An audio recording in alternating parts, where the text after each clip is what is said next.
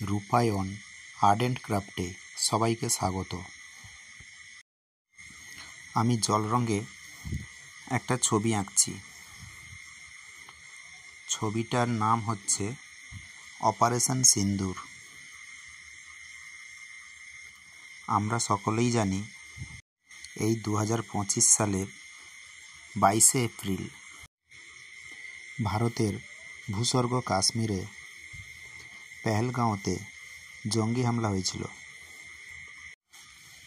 এই জঙ্গি হামলায় জঙ্গিরা বেছে বেছে হিন্দু পর্যটকদের নৃশংসভাবে গুলি করে হত্যা করেছিল।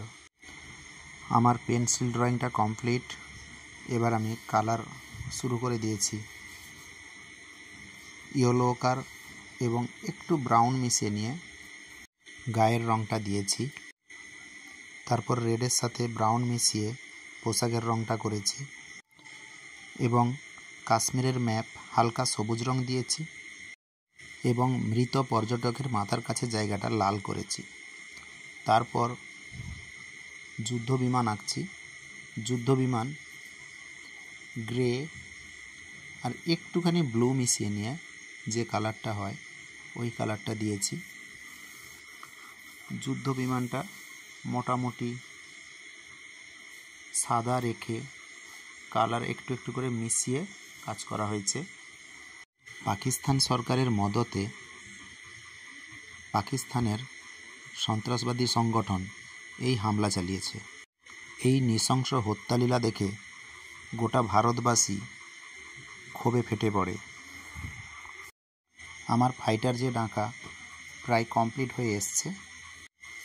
এবার ভারত যে প্রত্যাঘাতটা দিয়েছিল পাকিস্তানের মাটিতে, সেই তারিখটা ছিল 7ই মে, অর্থাৎ মঙ্গলবার ছিল 6ই মে।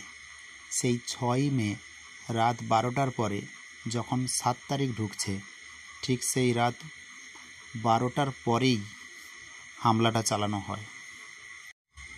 বেছে বেছে পাকিস্তানের 9টা জঙ্গি ঘাঁটির উপর মিসাইল হামলা করা হয়। এতে প্রায় 100-র মতো জঙ্গি হুরপ্রাপ্তি হয়।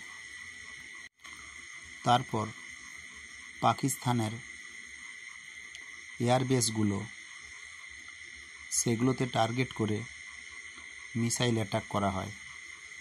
পাকিস্তানের অনেকগুলো এয়ারবেসও ধ্বংস করে দেওয়া হয়। এবার আমি জল রঙে সেই মিসাইল হামলার যে চিত্রটা, অর্থাৎ আগুন লেগে যাওয়া, সেইটা করছি। প্রথমে ইয়েলো দিয়ে তারপর একটু রেড দিয়ে এই আগুন লাগার চিত্রটা করেছি এবং রাতে হামলা করা হয়েছে এইটা বোঝানোর জন্য বেশিরভাগ কালো করে রাতের চিত্র তুলে ধরা হয়েছে।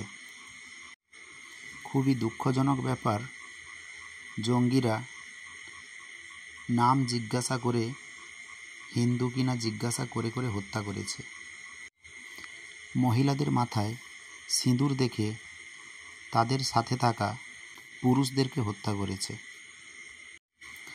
এবার আমি জামাতে রেড আর ব্রাউন মিশিয়ে যে প্রথম হালকা করে একটা কোট দিয়েছিলাম, এবার সেইটা জল কম রং বেশি নিয়ে একটু তারপরের কোটটা দিচ্ছি।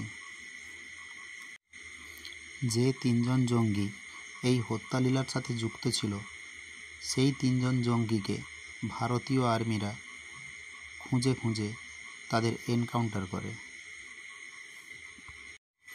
এবার আমি মৃত পর্যটকের যে পোশাকটা পরা আছে, প্যান্ট, সেই প্যান্টে গ্রে কালার প্রথম দিয়েছিলাম, তারপর একটু ব্ল্যাক শেড দিয়ে দিচ্ছি।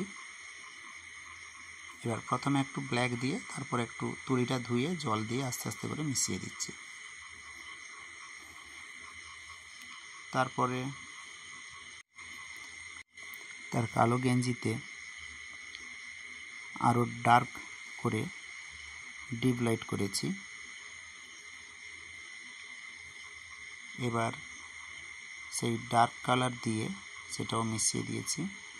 এবার মেয়েটার মুখে প্রথমে ইয়েলো কালার ব্রাউন দিয়েছিলাম হালকা করে, তারপর এবার শুধু ব্রাউন দিয়ে একটু ডিপ লাইট করে নিচ্ছি এবং চোখের জল প্রথম থেকেই সাদা ছেড়ে গেছিলাম। ওয়াটার কালারের নিয়ম হচ্ছে সাদা ছেড়ে ছেড়ে কাজ করা। এবার ঠোঁটটা করছি। ঠোঁট করার সময় একটু ব্রাউনের সাথে রেড মিশিয়ে নিয়ে করে দিয়েছি। আমাদের ইন্ডিয়া যে 7ই মে পাকিস্তানের মাটিতে প্রত্যাঘাত করেছিল, এবার পাকিস্তান কিন্তু চুপচাপ বসেছিল না, তারাও কিন্তু চেষ্টা চালিয়ে গেছিল ভারতের উপর হামলা চালানো। পাকিস্তান ভারতের গুরুত্বপূর্ণ জায়গা লক্ষ্য করে করে হামলা চালিয়েছে। তারা মিসাইল নিক্ষেপ করেছে এবং ড্রোন হামলাও চালিয়েছিল। অজস্র মিসাইল এবং ড্রোন ভারতের আকাশে যখন ঢুকে পড়ে, ঠিক তখনই ভারতের S-400 অ্যান্টি মিসাইল সিস্টেম, যার নাম সুদর্শন চক্র, পাকিস্তানের সমস্ত মিসাইল এবং ড্রোনকে মাঝ আকাশেই ধ্বংস করে দিতে সক্ষম হয়। এবার চুলের রঙটা ব্ল্যাক করে নিয়েছি। প্রথমে ব্ল্যাকটা একটু হালকা করে দেওয়া হয়েছে, তারপর একটু ডার্ক করে শেড দেওয়া হয়েছে। অপারেশন সিন্দুর ইন্ডিয়ান আর্মি যে সাহসিকতার পরিচয় দেয়, তার জন্য ইন্ডিয়ান আর্মিদের স্যালুট জানাই। ইন্ডিয়ান আর্মিদের মনে আত্মবিশ্বাস অটুট থাকলেও তাদের পরিবারের কেউ কেউ, বিশেষ করে মা বাবা এবং যারা বিবাহিত তাদের স্ত্রী, ভীষণ আশঙ্কায় ভুগছিলেন। ঠিক এই রকম একটা ঘটনা আমার মাসির ঘরে দেখেছি। আমার মাসির বড় ছেলে পুলিশে চাকরি করে এবং ছোট ছেলে ইন্ডিয়ান আর্মি। অপারেশন সিন্দুর শুরু থেকে পরপর 3 দিন আমার মাসির ঘরে দুশ্চিন্তায় কোনো রান্নাবান্না হয়নি।